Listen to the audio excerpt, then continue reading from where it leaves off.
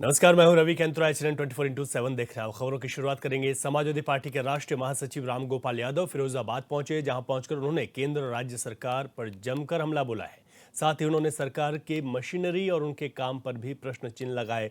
दरअसल सपा पूरे प्रदेश में संविधान स्थापना स्तंभ लगाने को लेकर जगह जगह कार्यक्रम कर रही है। वहीं बीजेपी पर आरोप लगाते हुए उन्होंने कहा कि बीजेपी संविधान को खत्म करने में लगी हुई है। इस सरकार ने संविधान की आत्मा ही खत्म कर दी है।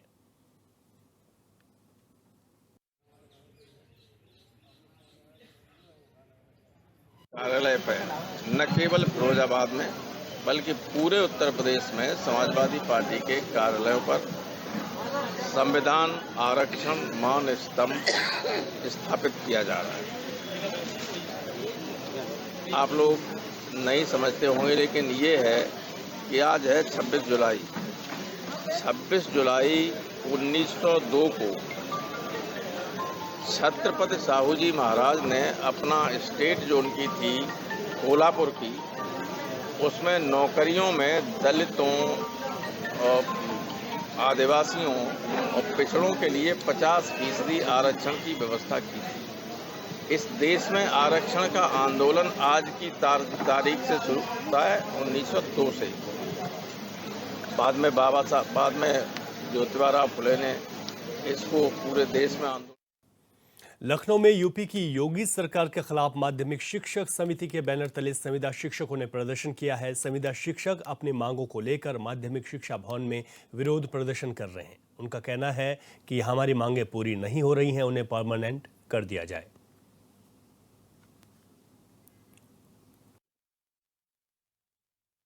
हम तदर्थ शिक्षक हैं और माध्यमिक तदर्थ शिक्षक संघर्ष समिति के बैनर तले हम लोगों का धरने का कार्यक्रम चल रहा था।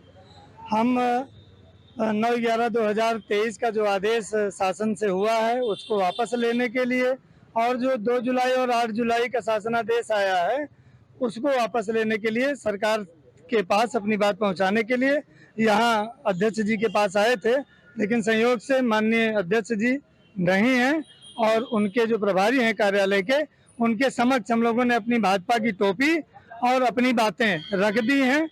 माननीय मुख्यमंत्री जी तक वो पहुंचाएंगे, उन्होंने ऐसा वादा किया है और यदि नहीं कराते हैं तो 2 दिन का समय है, 2 दिन में आ जाएंगे। 27-28 अध्यक्ष जी रहेंगे, बुला करके मिलाने की बात कही है।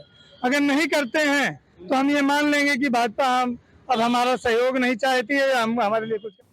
उधर श्रावस्ती में एनएचएम संविदा कर्मचारियों ने अपनी मांगे पूरी न होने की वजह से काला फीता बांधकर विरोध किया है। बता दें कि राष्ट्रीय स्वास्थ्य मिशन संविदा कर्मचारी संघ ने पिछले हफ्ते प्रतिनिधिमंडल के साथ बातचीत करने का समय मांगा था, लेकिन 1 हफ्ते बाद भी प्रतिनिधिमंडल ने मांग पर संज्ञान नहीं लिया, जिसकी वजह से 1.5 लाख एनएचएम संविदा कर्मचारियों में काफी रोष है। अब संविदा कर्मचारियों ने 7 अगस्त को लखनऊ पहुंचकर मिशन निदेशक राष्ट्रीय स्वास्थ्य मिशन कार्यालय का घेराव करने की चेतावनी दी है।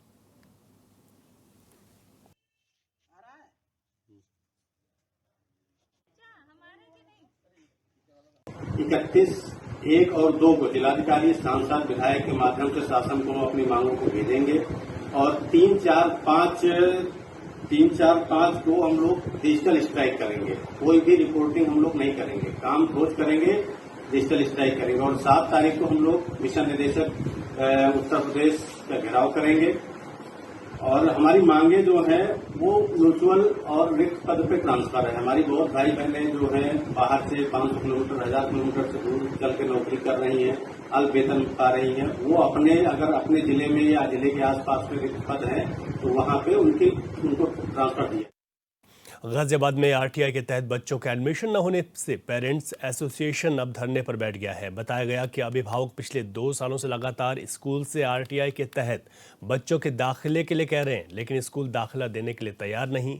अब अभिभावकों ने डीएम से भी मुलाकात की है और डीएम इसे लेकर टीम का भी गठन कर चुके हैं, जो इन बच्चों का दाखिला स्कूल में कराएगा। इसी के चलते जब एक कमेटी स्कूल में गई और प्रिंसिपल से बात की गई तो स्कूल ने कहा कि हम इन बच्चों का दाखिला कर देंगे, मगर शाम होते होते एक भी बच्चे का दाखिला नहीं हुआ। वहीं एडीएम सिटी ने कहा कि अगर स्कूल इन बच्चों का दाखिला आरटीआई के तहत नहीं करता है तो कड़ी कार्रवाई की जाएगी।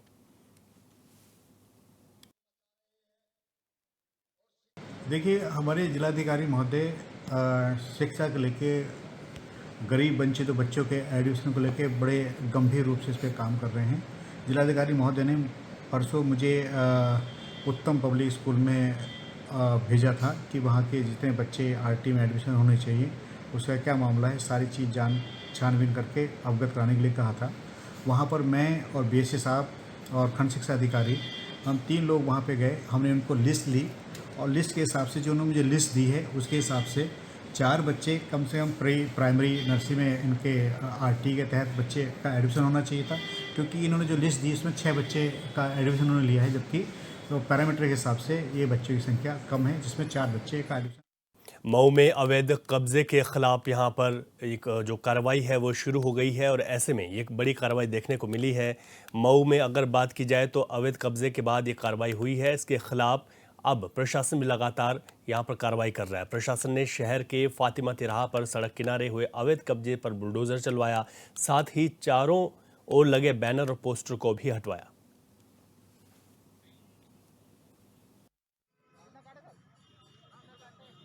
चारों तरफ जो कुछ फल वाले, कुछ मिठाई वालों ने, कुछ मेडिकल के सामने अवैध रूप से कब्जा कर रखा है, जिससे यहाँ आए दिन जाम लगता रहता है और दुर्घटना होने की संभावना लगातार बनी रहती है। ऐसी स्थिति में यहाँ पर जो अवैध कब्जे हैं उनको हटवाया जा रहा है और जो फल वगैरह की दुकान है उनको करीने से लगवाया जा रहा है कि उनका भी किसी प्रकार का रोजी रोजगार का समस्या उत्पन्न न हो, तो उनको जगह भी उपलब्ध कराई जा रही है। साथ ही साथ जो है खाली भी कराया जा रहा है ताकि दुर्घटना जैसी स्थितियां उत्पन्न ना हो सके। लखीमपुर खीरी जिले में इंडो नेपाल बॉर्डर के संपूर्ण नगर क्षेत्र में बसही में व्यापारियों ने बाजार बंद कर जमकर प्रदर्शन किया। व्यापारियों ने सीमा पर तैनात 39वीं वाहिनी में भ्रष्टाचार, धन उगाही जैसे गंभीर आरोप लगाए। उन्होंने बताया कि यहां पर नगर व्यापार मंडल के आह्वान पर सभी व्यापारियों ने अपनी बाजार बंद कर प्रदर्शन करना शुरू कर दिया। व्यापारियों का आरोप है कि कंपनी कमांडेंट आए दिन मार्केट में आने वाले नेपाली नागरिकों को परेशान कर उनसे वसूली करते हैं।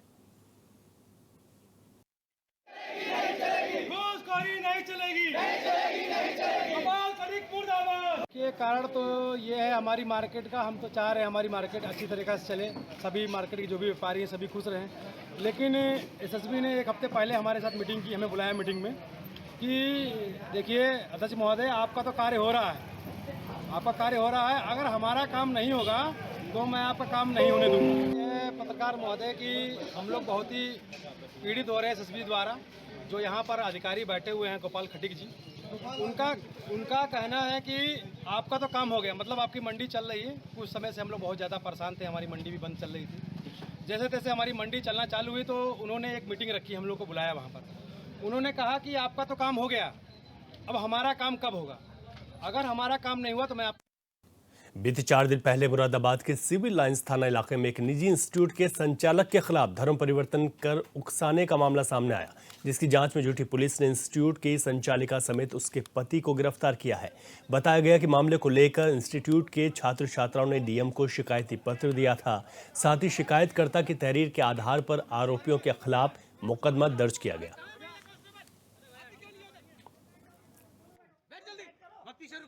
कांठ रोड पर एक लैक्मे एकेडमी, जिसके कुछ जो ट्रेनीज हैं उन्होंने ये शिकायत की जिलाधिकारी महोदय के यहाँ कि उनके यहाँ उस सेंटर पर कुछ गलत प्रकार की गतिविधियां संचालित हैं और इसके अतिरिक्त उनको गलत तरीके से प्रलोभित करके और प्रेरित करके धर्म परिवर्तन के लिए उनको कहा जाता है। जो इसमें मुख्य आरोपी रक्षंदा खान है, जिनका पूर्व का नाम सपना उर्फ मनी वर्मा है, उनकी और उनके पति शाहनवाज खान, ये दोनों मूल रूप से साकेत नगर, किदवई नगर, कानपुर के रहने वाले हैं। वर्तमान में ये स्टार पैसिफिक सोसाइटी में यहाँ एक फ्लैट में किराए पर रहते हैं।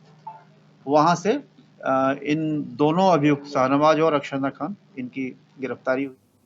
रामपुर जिले के स्वार थाना क्षेत्र स्थित एसपी कार्यालय में आज एक परेशान महिला ने जहर खा लिया। जहर खाने के बाद महिला की हालत गंभीर हो गई।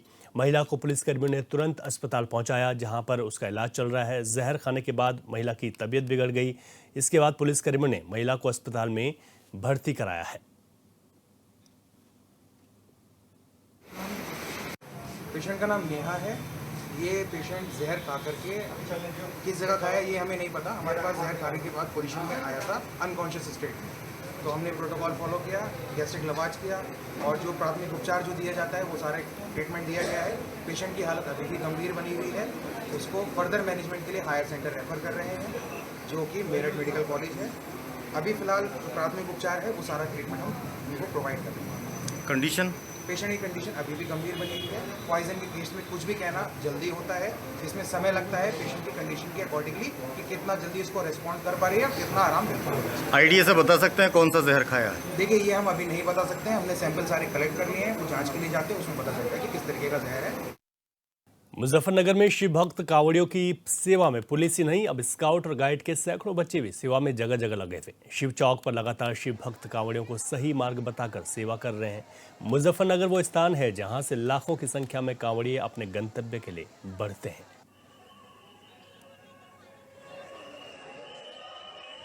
कावड़ में ये बच्चे हमारे सेवा के लिए बुलाए हैं। हमने समाज सेवा करते हैं, कहीं पर भी कोई मेला लगता है या कहीं पर भी कोई ऐसा प्रोग्राम होता है सामाजिक, तो हमारे सारे बच्चे स्काउट गाइड हर जगह रहते हैं। कावड़ियों की सेवा करना, जैसे किसी को कोई परेशानी हो रही है, चोट लग रही है, उनको चिकित्सा करानी, दवाई देनी, और किसी को जल पिलाना है, किसी को भूख लग रही है तो उसे खाना खिलवाना है।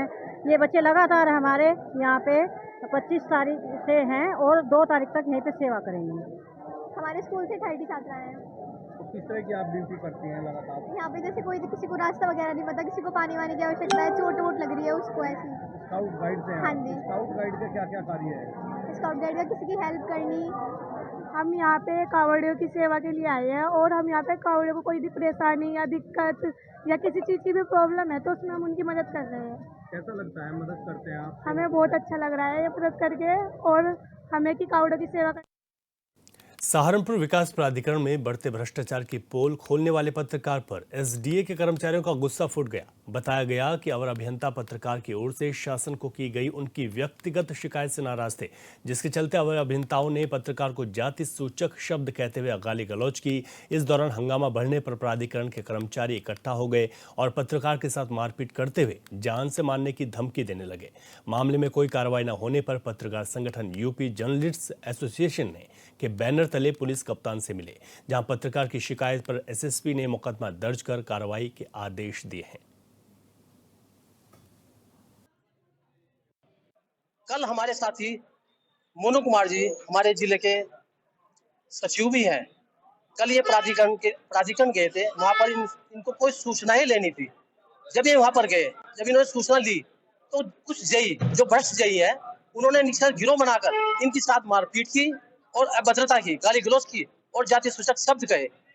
इसका उपजा संगठन घोर निंदा करता है और आज हम सभी साथी उपजा संगठन के एसएसपी साहब से मिले, उन्होंने हमें आश्वासन दिया कि उन पर कार्रवाई होगी और हमारा मुकदमा कायम हो गया है। और मैं एसएसपी साहब और पूरे प्रशासन का धन्यवाद करता हूँ।